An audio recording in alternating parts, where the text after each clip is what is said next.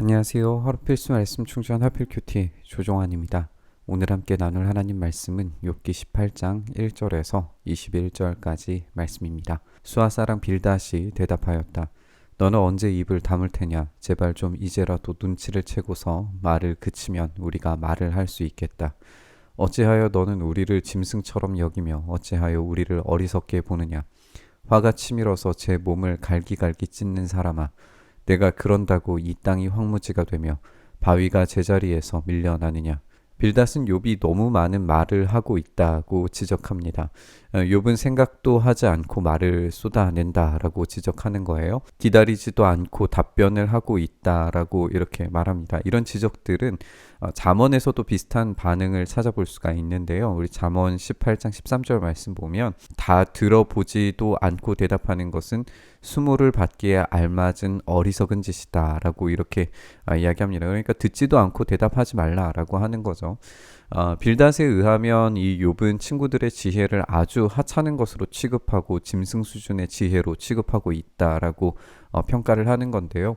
오히려 욥이 그런 미련함을 가지고 있다라고 주장을 합니다. 그래서 쉬지 않고 지금 말을 하고 있는 욥을 향해서 너의 그 미련함을 가지고 있다, 이렇게 평가를 하는 겁니다. 갈기갈기 찢는 이라는 표현은 마치 사나운 사자가 이 먹이를 움켜쥐고서 찢어서 먹는 그런 행위를 연상을 시키는데요. 그렇다면 이 욥의 미련함은 이 자기 자신을 잡아먹는 행위이고 스스로의 재앙을 불러일으키고 있는 중이라고 말하는 것으로 우리가 읽을 수 있습니다. 결국 악한 자의 빛은 꺼지게 마련이고 그 불꽃도 빛을 잃고 마는 법이다.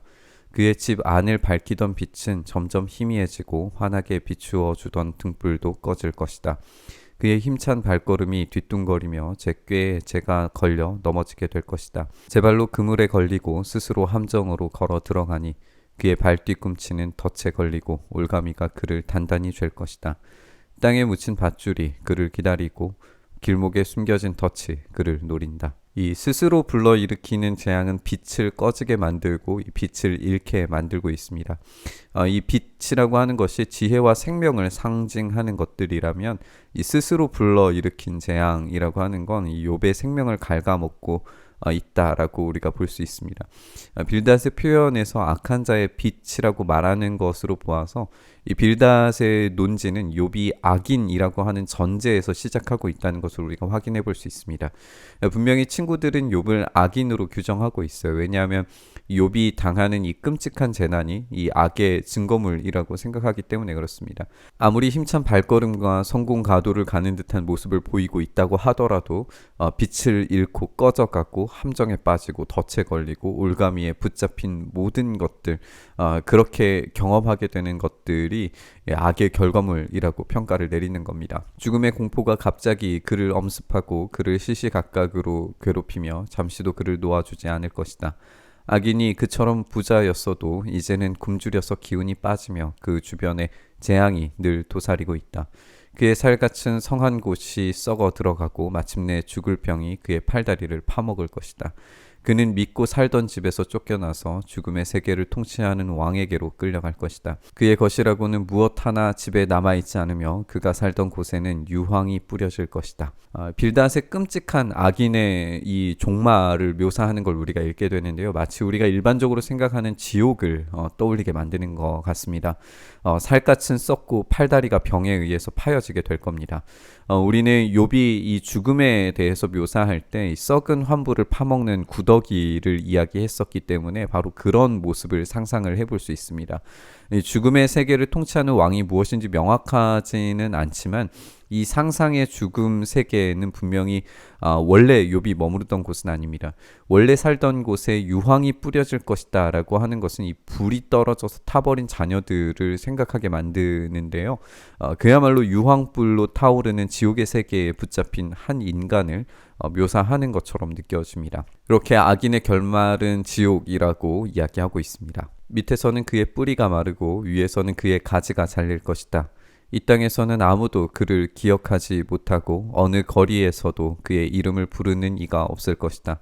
사람들이 그를 밝은 데서 어두운 곳으로 몰아넣어 사람 사는 세계에서 쫓아낼 것이다. 빌닷은 다시 식물의 예를 들면서 이 뿌리가 마르고 가지가 잘린 상태의 식물을 예시합니다. 아무도 기억하지 않고 부르지 않는 완전히 말라버리고 잊혀진 존재가 될 것이라고 상정하고 이야기하고 있습니다. 사람들은 이런 악인을 밝은 데에서 어두운 곳으로 쫓아냅니다. 우리는 어떤 예시 하나를 이제 떠올릴 수 있게 되는데요. 예수님께서 쓸모없는 나무를 불에 태우시리라고 하는 것과 이 불법을 행하는 자들을 풀무불 또는 바깥 어두운 데에 내던져서 슬피 울며 이를 갈게 되리라라고 하는 말씀을 이제 반복하셔서 하셨던 적을 우리가 생각을 해볼 수 있어요. 그러니까 이 빌닷이 설명하고 있는 악인의 최후는 분명히 예수님께서 사용하시는 언어들과 일맥상통하는 것들이 존재하는 게 사실입니다.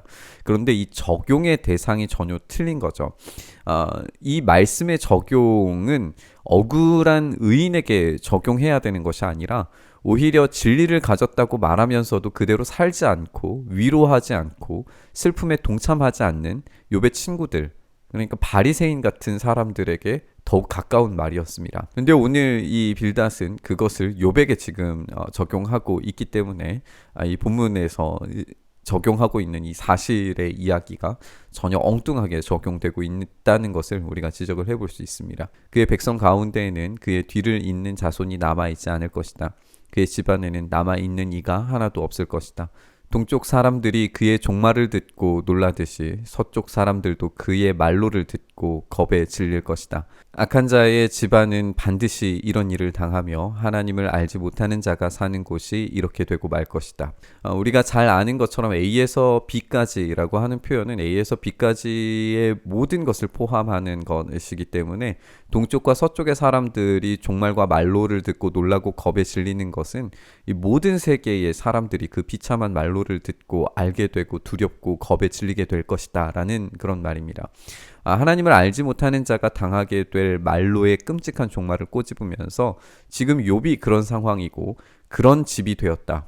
그런 예시 자체가 되었다라고 말하고 있는 것이죠. 우리는 악인들의 종말이 반드시 이러하리라고 믿습니다. 하지만 악인들의 종말은 이 땅, 곧 현세에서 완벽한 형태로 경험하기란 어렵습니다. 잠언과 전도서는 이 악인들에 대한 마지막에 대해서 이 입장의 차이를 보여주는데요. 잠언은 악인의 삶은 곧 안개와 허무한 것으로 사라지고 말 것이다 라고 이렇게 이야기하지만 전도서는 악인들이 건강하고 명예롭게 죽을 것이기 때문에 악인의 죽음에 대한 분노도 헛되다 라고 그렇게 말합니다. 이렇게 해 아래서 벌어지는 이 부조리가 해결되지 않는 억울한 종말들은 분명히 우리가 너무나도 많이 이 세상에서 발견하면서 살아갑니다. 그런데 그것은 해 아래에 벌어지는 일입니다. 우리는 죽음이 모든 것들의 끝이 아니라는 사실을 알고 있습니다. 최후의 심판과 영원한 죽음은 있습니다. 그곳에서 악인들의 최종적인 심판은 정의롭고 온전한 방식으로 이루어질 겁니다. 하나님을 두려워하지 않는 자들이 당하게 될 최후는 오늘 이 빌닷이 말하는 그 비참한 모든 표현들을 다 당하는 그런 비참함일 겁니다. 다시 말해서 이 빌닷의 악인의 종말에 대한 설명은 우리가 깊이 받아들일 수 있는 설명으로 읽혀집니다. 하지만 이 심판의 메시지는 악인과 죄인에게 전해져야 하지 죄 없이 고통당하는 자에게 전해져야 하는 이야기가 아닙니다. 이야기의 수신자가 전혀 잘못됐다는 말이에요. 오히려 이 심판과 종말을 이야기하면서 두려운 마지막을 선언하는 심판자로서 이 욥을 겁박하는 빌닷이야말로 악인에 가까울 수 있다는 점을 알아차려야 했습니다. 우리는 분명히 이 지옥의 두려운 심판을 말할 수 있어야 됩니다. 하지만 그 영원한 죽음의 끔찍한 종말은 악인들을 위한 것이지 이 두려움을 불러일으켜서 정신을 지배하려고 하는 목적이 되어서는 안 됩니다.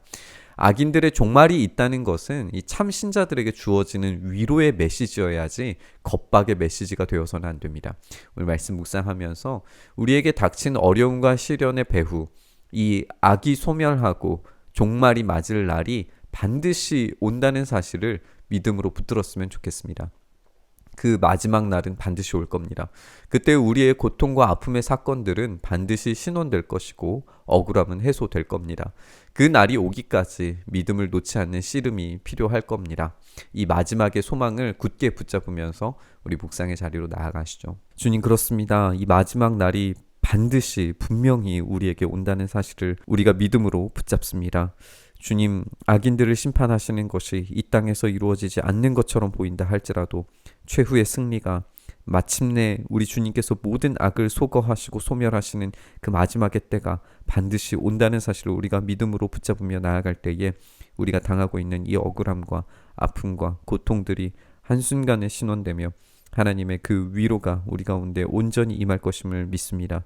주님, 그 일을 어서 속히 하셔서 주님 어서 이곳 가운데 오셔서 주님의 영원하신 승리가 이 땅 가운데 우리 가운데 우리 모두에게 일어나도록 주여 역사하여 주시옵소서. 그 영광스러운 일을 우리가 간절히 바라며 우리 주님 예수님 이름으로 기도드리옵나이다. 아멘.